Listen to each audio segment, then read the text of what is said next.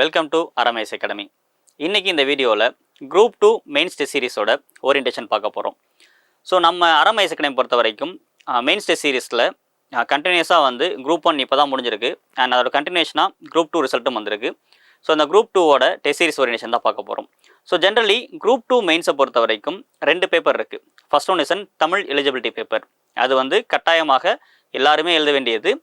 அதில் பாஸ் பண்ணால் மட்டும்தான் வந்து மெயின்ஸ் பேப்பர் எவாலுவேஷனுக்கு எடுத்துக்குவாங்க. ஸோ அப்படின்னா வந்து கண்டிப்பாக மினிமம் மார்க் வந்து செக்யூர் பண்ணி ஆகணும். அண்ட் பேப்பர் 2 பொறுத்த வரைக்கும் நீங்கள் ஆல்ரெடி பார்த்துருப்பீங்க, ப்ரிலிம்ஸுக்கு முன்னாடியே மெயின்ஸுக்கான சிலபஸ் அப்டேஷன் ரிலீஸ் பண்ணிட்டாங்க.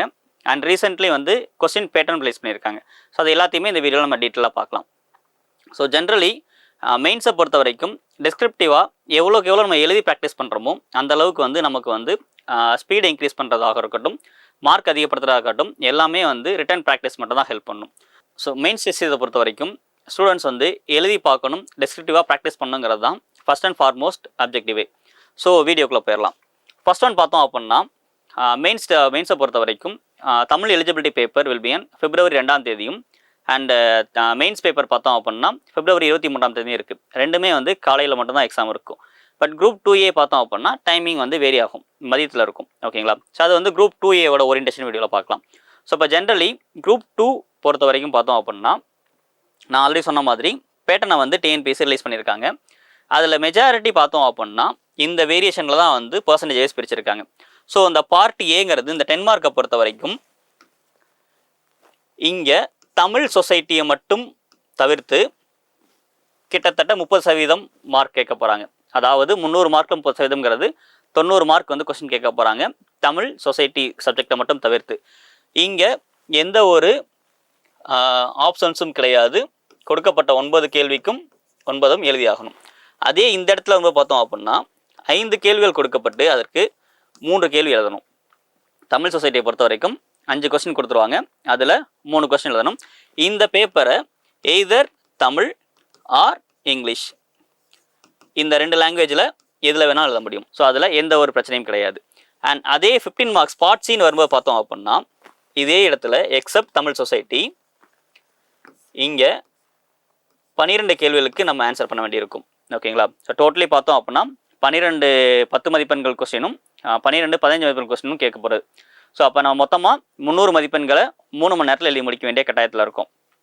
அப்போ ஜென்ரலி பார்த்தோம் அப்படின்னா ஸோ இதுதான் வந்து பார்ட் ஏவோட மார்க் டிஸ்ட்ரிபியூஷன். ஸோ இங்கே தமிழ் சொசைட்டி யூனிட் 2 மட்டும் தவிர்த்து மற்ற 6 யூனிட்டுகளில் இருந்தும் கொஸ்டின் கேள்விகள் கேட்கப்படும். எந்த ஒரு ஆப்ஷன்ஸும் இருக்காது. ஸோ கொடுக்கப்பட்ட எல்லா கேள்விகளுக்கும் கட்டாயமாக ஆன்சர் எழுதணும். ஓகேங்களா? ஸோ அடுத்து பார்ட் பி பார்த்தோம் அப்படின்னா சரி ஆல்ரெடி சொன்ன மாதிரி பார்ட் பியும் 10 மார்க் தான். இங்கே அவுட் ஆஃப் 5 3 கொஸ்டின்ஸ் எழுதி ஆகணும். ஸோ விச் மீன்ஸ் 5 கேள்வி கொடுத்துருவாங்க, அதுக்கு 3 பதிலளிக்கணும். அப்போ இங்கே 2 கொஸ்டின் சாய்ஸில் விட முடியும். அண்ட் அதே மாதிரி அடுத்து பார்ட் சி பார்த்தோம் அப்படின்னா அதே தான். இங்கே யூனிட் 2ன்னு சொல்லக்கூடிய தமிழ் சொசைட்டியை மட்டும் தவிர்க்கப்பட்டு மீதி எல்லா யூனிட்ல இருந்தும் 3 கேள்விகள் கேட்கப்பட்டு அதில் 2 கட்டாயமாக பதிலளிக்கப்பட வேண்டும். ஸோ அப்போ 18 கேள்வி கொடுக்கப்பட்டு 12 கேள்விக்கு நம்ம ஆன்சர் பண்ணணும். ஸோ அப்படின்னு பார்த்தோம் அப்படின்னா எல்லா சப்ஜெக்ட்லேயும் கண்டிப்பாக 2 கேள்வி எழுதியே ஆகணும். ஹிஸ்ட்ரியாக இருக்கட்டும், சோஷியல் இஷ்யூவாக இருக்கட்டும், science and technology, polity, geography, environment and economy, இந்த மாதிரி 6 யூனிட்ல இருந்தும் 3 கேள்வி, ஒரு யூனிட்டுக்கு 3 கேள்வி வீதம் 18 கொஸ்டின் கேட்பாங்க. அதில் 12 கொஸ்டின் அட்டன் பண்ணி ஆகணும். அந்த 12ங்கிறது இரஸ்பெக்டிவாக இல்லாமல் சப்ஜெக்ட்டுக்கு 2 அட்டன் பண்ணி ஆகணும். ஓகேங்களா? ஸோ இதை பொறுத்த வரைக்கும் இந்த பேட்டர்னில் தான் வரப்போகிற குரூப் 2 மெயின்ஸ் நடக்க போகுது. ஸோ இப்போ இந்த குரூப் 2 மெயின்ஸில் வேறு என்னெல்லாம் இருக்குது சார்னு பார்த்தோம் அப்படின்னா ஜென்ரலி பழைய பேட்டர்னில் இருந்த மாதிரி இல்லாமல் 6 மார்க் 12 மார்க்ஸ்லாம் ரிமூவ் பண்ணிவிட்டு 10 மார்க் அண்ட் 15 மார்க் மட்டும் வச்சுருக்காங்க. அதாவது இப்போ ரீசெண்டாக குரூப் 1 எழுதுனா உங்களுக்கு தெரிஞ்சிருக்கும் குரூப் 1ஓட பேட்டர்ன் என்னங்கிறது. அண்ட் டிஎன்பிஎஸ்சி ப்ரிப்பரேஷனில் இருக்கவங்களுக்கு தெரிஞ்சிருக்கும். ஜென்ரலி குரூப் 1ஓட பேட்டர்ன் பார்த்தோம் அப்படின்னா 10 மார்க் கொஸ்டின் 10 15 மார்க் கொஸ்டின் 10 எழுதணும். ஸோ 250 மார்க்குக்கு 3 மணி நேரத்தில் எழுதணுங்கிறது தான் டிஎன்பிஎஸ்சி கொடுத்துருக்கக்கூடிய pattern of examination for group 1. Same அதே பேட்டர்ன் குரூப் 2க்கும் மாற்றிட்டாங்க. இங்கே கொஸ்டின் நம்பர் இன்க்ரீஸ் ஆக போகுது. ஏன்னா அங்கே 250 மதிப்பெண்கிறது இங்கே 300 மாறப்போகுது. அதே 3 மணி நேரம் தான். ஸோ அப்படின்னா வந்து குரூப் 1 நான் எழுதிட்டேன், குரூப் 2 என்னால் எழுதிட முடியுமான்னு கேட்டால் கண்டிப்பாக முடியும். ஆனால் இன்னும் கொஞ்சம் அதிகமாக எழுத ப்ராக்டிஸ் பண்ணணும். ஏன்னா ரீசெண்டாக இப்போ குரூப் 1 மெயின்ஸ் முடிச்சுட்டு வந்தவங்களாலே வந்து சில பேர்னால வந்து டைமுக்குள்ளே முடிக்க முடியல அப்படின்னாங்க. ஸோ அப்படி பார்த்தோம் அப்படின்னா 12 கொஸ்டின் 10 மார்க், 12 கொஸ்டின் 15 மார்க்ங்கிறது கிட்டத்தட்ட 4 கொஸ்டின் இன்க்ரீஸ் ஆக போகுது, 50 மார்க் இன்க்ரீஸ் ஆக போகுது. ஸோ அதுக்கேற்ற மாதிரி ரிட்டன் ப்ராக்டிஸ் இன்க்ரீஸ் பண்ணுங்கிறது தான் குரூப் 2 பொறுத்த வரைக்கும். ஓகேங்களா? ஸோ அப்போ நம்ம டெஸ்ட் சீரிஸை பொறுத்த வரைக்கும் டோட்டலி 26 டெஸ்ட் இருக்க போகுது குரூப் 2ல். இந்த குரூப் 2 பொறுத்த வரைக்கும் இந்த 26ல் 9 டெஸ்ட் வந்து பார்த்தோம் அப்படின்னா டாபிக் வைஸ் ஸ்ப்ளிட் அப் ஆகும். 5 டெஸ்ட் வந்து எஸ்பெஷலி ஃபார் தமிழ் எலிஜிபிலிட்டிக்காகவும், அண்ட் 3 டெஸ்ட் வந்து பார்த்தோம் அப்படின்னா ஆல்ரெடி இப்போ நீங்கள் இந்த குரூப் 1 ரீசெண்டாக டெஸ்ட் சீரிஸ் நமக்கு தெரிஞ்சிருக்கும். ஸ்கூல் புக்ஸ் எந்த அளவுக்கு முக்கியங்கிறதுக்கு நம்ம வந்து லாஸ்ட்டு குரூப் 1 டெஸ்ட் சீரிஸ்லேயே வந்து கொடுத்துருந்தோம். ஸோ ESB டெஸ்ட்னு சொல்லிட்டு, so which is called as an understanding of school book test. ஓகேங்களா? ஸோ எந்த அளவுக்கு ஸ்கூல் புக் முக்கியங்கிறது இப்போ குரூப் 1 மெயின்ஸ் எழுதுனவங்களுக்கும் தெரிஞ்சிருக்கும். ஸோ எவ்வளோ கண்டென்ட் வந்து ஸ்கூல் புக்கில் வந்து அவங்களால எழுத முடிஞ்சுங்கிறது. ஸோ அதுக்காக தான் வந்து நம்ம வந்து குரூப் 2லையும் அதை கொண்டு வந்திருக்கோம். அண்ட் அதெல்லாம் பார்த்தோம் அப்படின்னா கிட்டத்தட்ட 6 ரிவிஷன் டெஸ்ட். இதில் பார்த்தோம் அப்படின்னா யூனிட்டை கிளப் பண்ணி ஒரு 3 டெஸ்ட்டும், அண்டு மொத்தமாக ஒரு 3 டெஸ்ட்டும் சேர்த்து டோட்டலாக 6 டெஸ்ட்டும், அண்ட் அது இல்லாமல் totally 3 full mark test.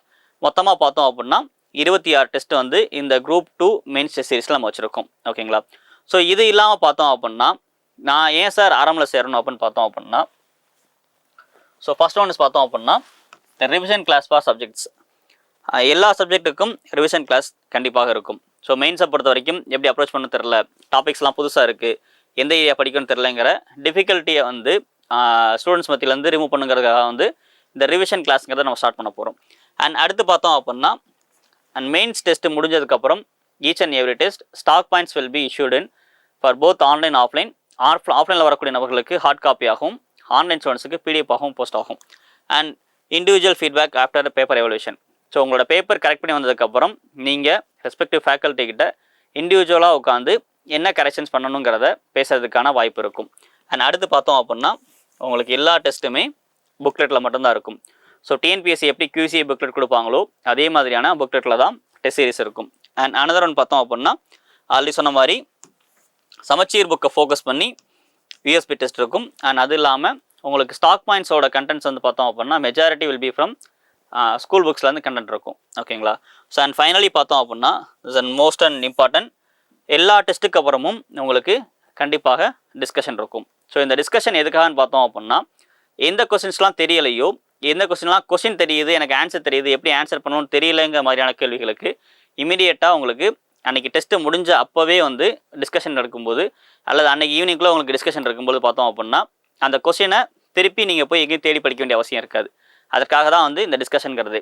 So இப்போ மெயின்ஸ் டெஸ்ட்டை பொறுத்த வரைக்கும் டிஸ்கஷனுங்கிறது எவ்வளோ முக்கியங்கிறது ஒரு 2-3 டெஸ்ட்டு போனதுக்கப்புறம் வந்து உங்களுக்கே தெரியும். ஓகேங்களா?